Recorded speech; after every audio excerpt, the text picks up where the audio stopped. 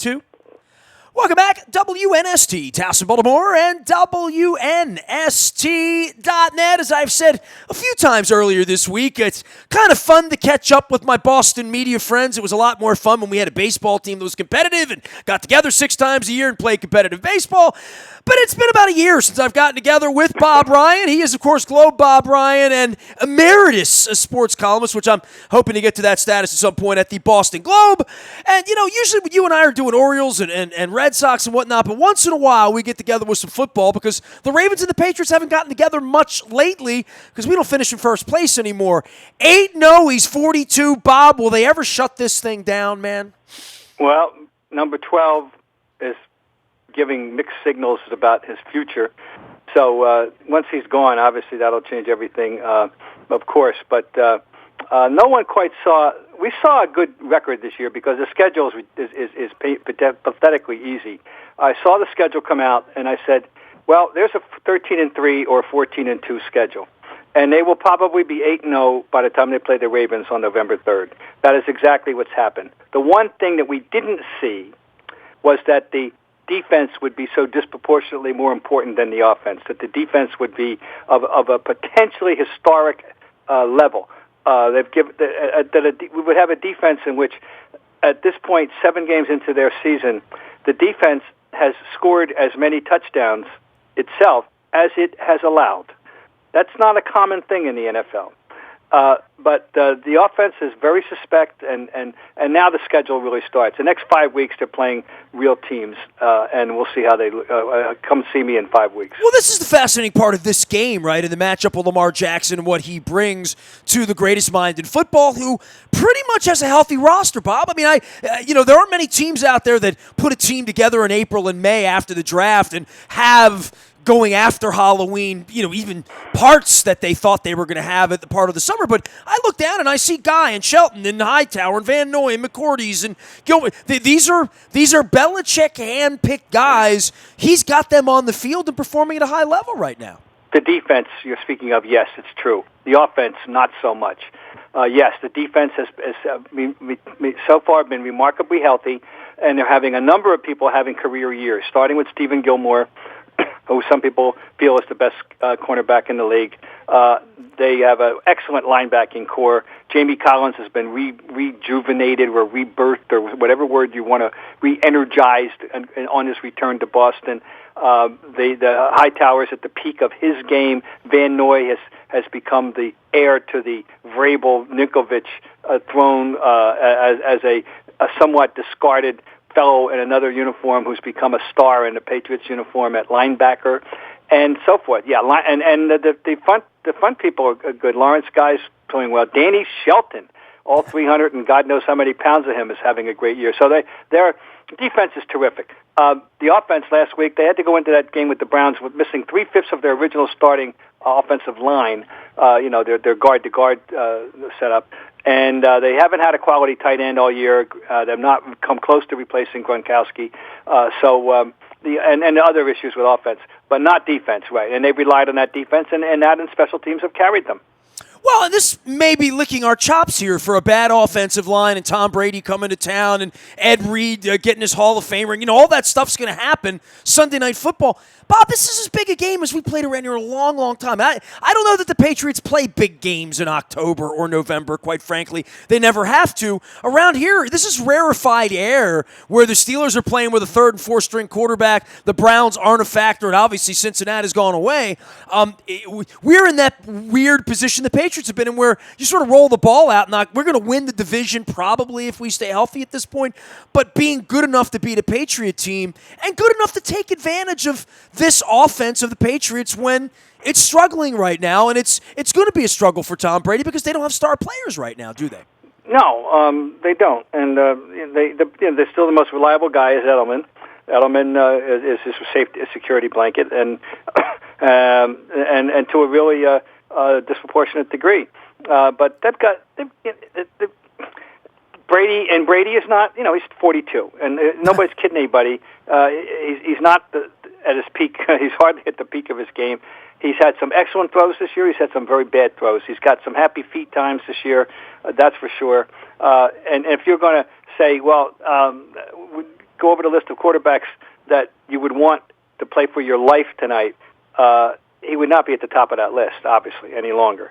So he's good enough, though. Nestor, here's the thing. And one of the things people get, they get carried away, particularly in this talk show world, they get and talking head on TV world.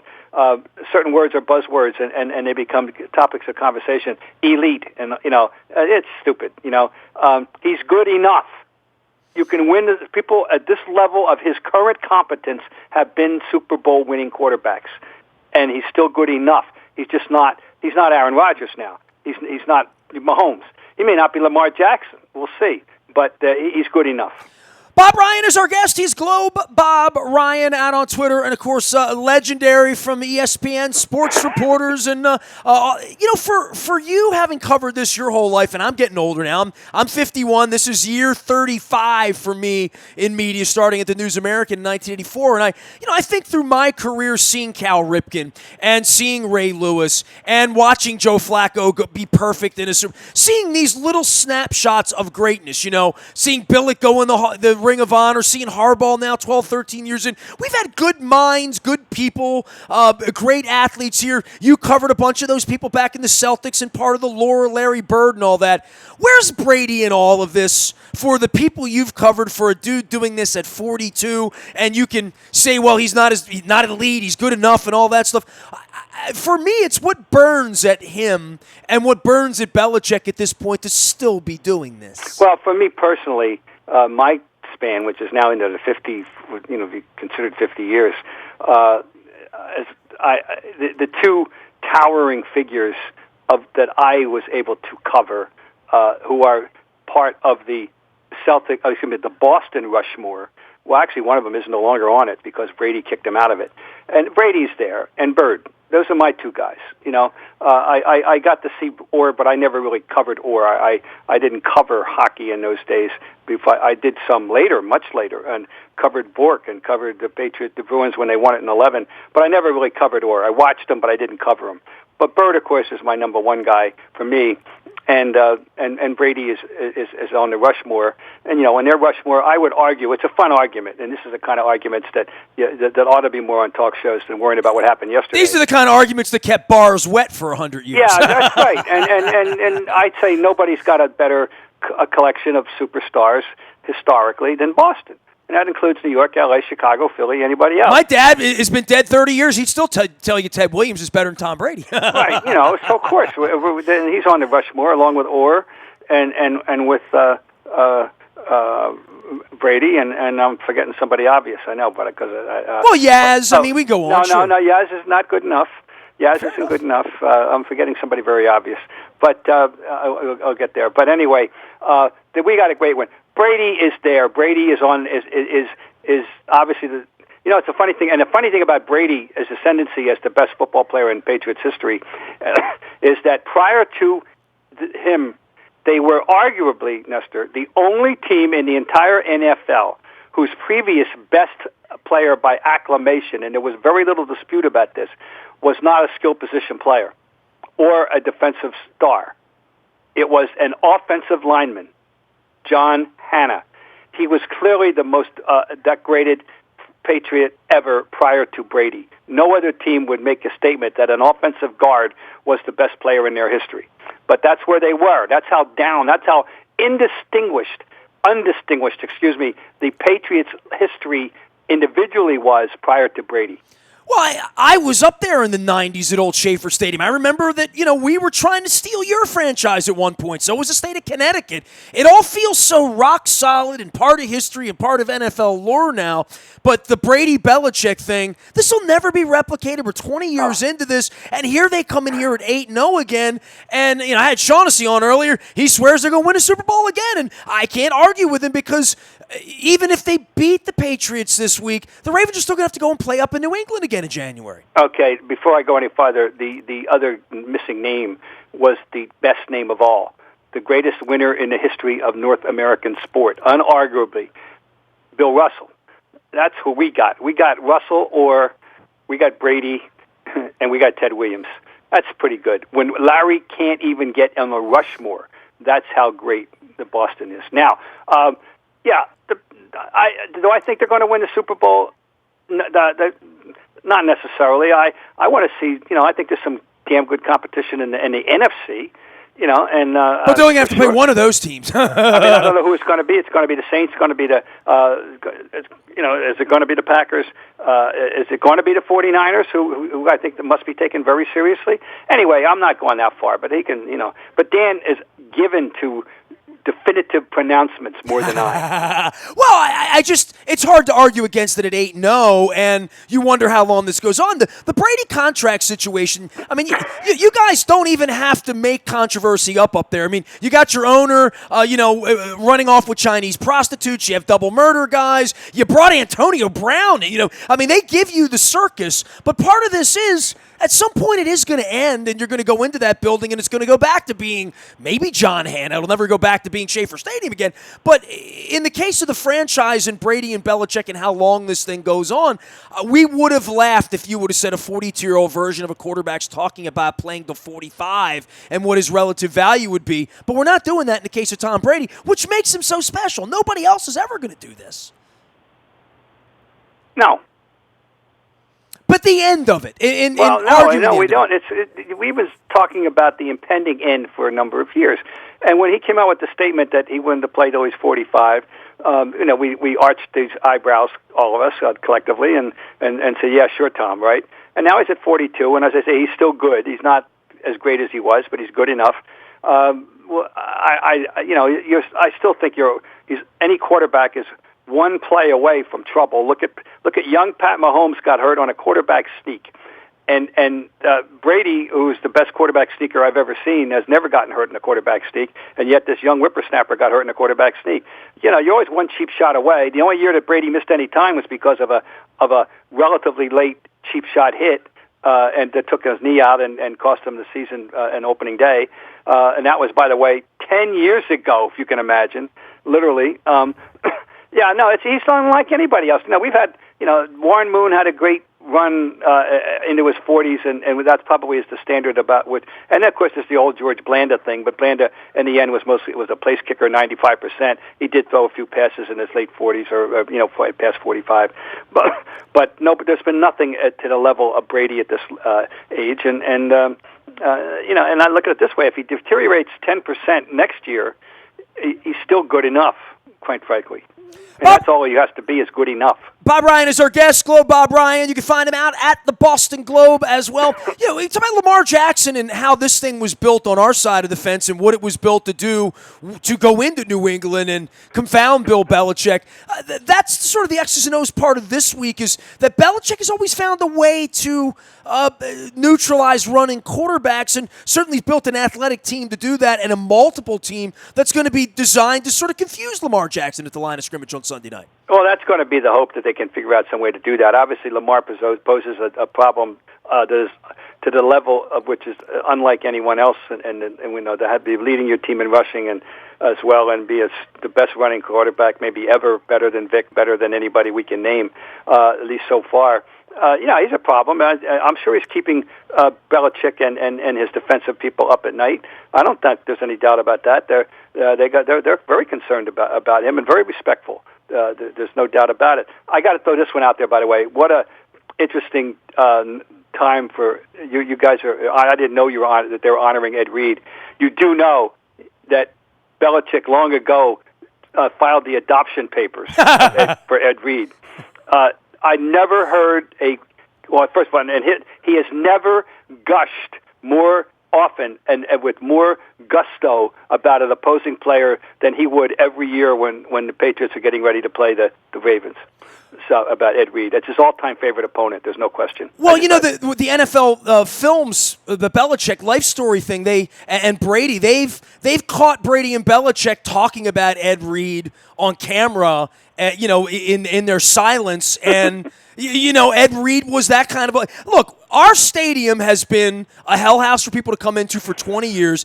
After the knee 2 years ago, our stadium emptied out. We had half-full stadium the last 2 years. This year, I gave up a pair of my PSLs because I couldn't find anybody to sell them to, right? So this will be the game where the place is going to be crazy. They're going to wear black. They're going to do all that stuff. But there's a whole measurement about beating the Patriots that it feels different in the middle of the season and any other opponent that could come in here at a time when we just went out to Seattle and won. There weren't a whole lot of people buying into Lamar Jackson 8 weeks ago because no one's ever done this before. Yeah, right. No, he's very intriguing, to say the least. And this is a game coming at this juncture. I said this is the game that I circled before the season, looked at the schedule, said, well, the first real test will probably be November 3rd against the Ravens. And here it is. And now the thing is, the Patriots are, in a sense, playing with house money already about the division, and maybe even with the conference. I mean, everybody else has got 2 losses, right? And there they are. And in the division, that's over, as usual. So they're going to be in the playoffs, and they're going to have a bye. And now they're going for a bye, and with a very good chance of getting it. Even if they lose this game, I don't expect them to go 16-0 just because. Just because there's going to have off days somewhere. You just have a day. You just can't explain it. You don't have it. The other guy had it. You get maybe you get a bad call. Maybe you get a lucky play. Whatever. If there's certainly one of those games that could possibly happen, it would certainly be against the Ravens. They're good enough to beat them. I think we all know that. Bob, I'd be remiss if I don't get to a little baseball with you here. And, on my side of the fence here with the Orioles and where they are and Angelos and losing 100 games, they're going to lose 100 games again. They've canceled their fan festival. They decided that at the low point, 100 losses, they don't need to have a fan festival anymore in the offseason. And yet you're up there in Boston where you're changing general managers again. They'll all be yelling for Theo or, Sherrington, whoever everybody's liked or didn't like in recent years. But the expectation level is always so high for the Red Sox. Give me a little primer on where you are with baseball right now, pace of play, these incredibly horrific calls, the strike zone stuff, the World Series, even going 7 games. It still has not been a very good season for baseball and for baseball fandom and for growth. And in my town, it's literally brought a death to my hometown, Bob. These aren't good times. These are not good times in too many places. There are a few enclaves, and even in Boston, there's been they're not automatic sellouts. They're playing maybe to 90% capacity, which is down from where it was at the peak of a number of years ago. And the ratings are up a little bit this year. But on TV, baseball, the pace of play is a major problem, and the thing that disturbs me, and many others who love baseball as I do, is that one of the problems, ultimately, is, and the people who play the game and run it don't care. The participants do not care. They have no qualms about 4-hour, 9-inning games. They don't care. They're not going to do anything of their own volition to help speed up the game. And that's number one. But now, in terms of the way the game has evolved with pitching, too many pitching changes. The way people are approaching batting, the analytics have taken over. The long counts. Which is strategy that you don't want to force people tell people how to play the game necessarily, but it is a disturbing thing. The shift thing, that's a debate that is ongoing and will be always ongoing, I guess, about whether you want to legislate against the shift. My philosophical feeling is that I don't think you should do that. You should teach people how to combat the shift, if you can do that, before you start legislating against the shift. But the length of games is paramount, the number one problem. The other game, baseball has always, and then in this video game world and this the younger generation's attention span is lessened. The game doesn't have an automatic appeal in that regard. I don't know what the future is going to be, but I'm just going to throw this one out there. It's not just baseball. I don't want to get too heavy and deep here and too pessimistic and too dark, but I just think it's something people need to talk about. The whole idea of competitive team sports is an idea that is about 150 years old, give or take, in this country. Goes back to the first baseball league that was organized with real seriousness was in 1871, and that's all 150 years ago. And from that, we've gotten everything that we know now. All the competitive leagues and all the college sports, which competition, which predate them only by a year or two, have gone from there. That's not a lot of time in human history. Can we automatically assume that in 2050 we will be as interested in team competitive sports as an entertainment pursuit and as we are now? Well, Bob, I love that you've opened that scab up, because I'm here in Baltimore where I've done sports for a living for 30 years, and I've moved to discuss politics and moved to discuss fixing my city, which, as you know, from 400 miles away has a lot of issues here, right? And the whole stick to sports, part of the Twitter place, but more than that, the provincialism of sports. And I speak to this a lot about what you're going to see here on Sunday night, where the Patriots come down, and it's my town and your town. I'm from Baltimore. You're from Boston, Ryan. I don't like you. I don't like Boston. I don't like clam chowder. I don't like lobster. I didn't like Larry Bird. Whatever it is, the Baltimore-Pittsburgh thing's always had that, right? Alabama-Auburn has that. The part where young people pick players and pick fantasy teams, there is an inherent problem in my town, and part of it's a Baltimore pride issue where murder rates up, unemployment, crime, the feeling of people, specifically white people in the suburbs, of coming downtown to see a baseball game in the summer. They feel fearful and whatnot because of what they see on television. One of my real fears for the Orioles specifically is now with this national success and what they've done here this month is that they're never coming back to Baltimore. So the people that love the Orioles, the people that love the Colts, my dad, they loved Baltimore. It was a Baltimore passion thing in the same way that the Red Sox or the Celtics would be a Boston, a local passion thing. When you stop loving the hometown, all of these teams have been built since 1871 with a name on the chest of the province, the town, the state, the city, the high school, whatever it is. When you lose that, us against them, that the tribal part of sports, that's what made me love the Ravens. They represent Baltimore, And when you stop having pride in your community, because the communities are ravaged now with red hats and blue hats. I think we've picked up new teams in our country. I'm extremely concerned about that, Bob. I'm worried as to whether the Orioles will ever crawl to walk to run again without DC fans, without people of color, and bringing people downtown. Camden Yards is 28 years old, Bob, and I know we talked about Tom Brady having a few weeks left on his contract.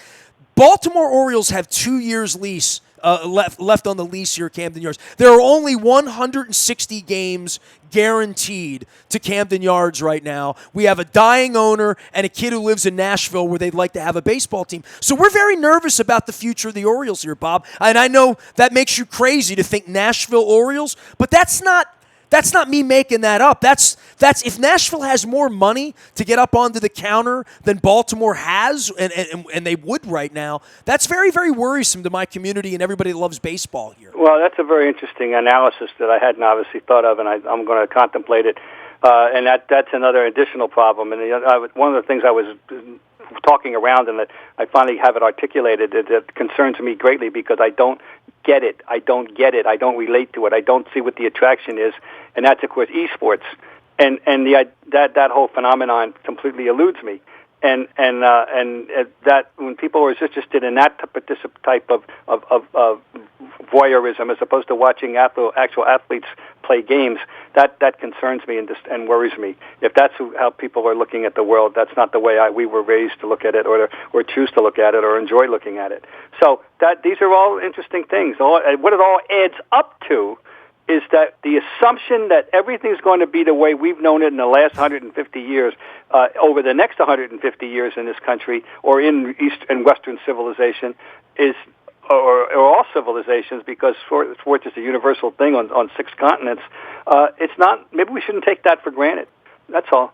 Well, I mean, we've seen the NBA China thing become a huge story in the last couple of weeks, right? I mean, these sports want to become global, then they become global, and then they get caught up in the web of what it means for the Jacksonville Jaguars to really play games in London and have their fan base think, well, somebody's going to go there. Chargers, somebody's going to wind up in London and Frankfurt. I've been over there. I've seen the passion for it. But then it's what happens to us. The Baltimore Colts don't mean anything anymore. They meant everything to my father in that generation. But when the people lose provincial passion, right? Nobody in Tampa ever felt that for the Tampa Rays. Nobody in Miami feels any alignment to the Miami Marlins, and they've been there 30 years. And once that's never there, it's like cement that never dries, right? It's just water at that point. Well, as I said, that's part of the story, yes, and very important. But there's a lot of elements going to this. That's all. So what the future is, I don't know. I'm just. But to go back to what triggered all this last discussion was my feeling about where baseball is, and it's not in it and where I'd like it to be at all.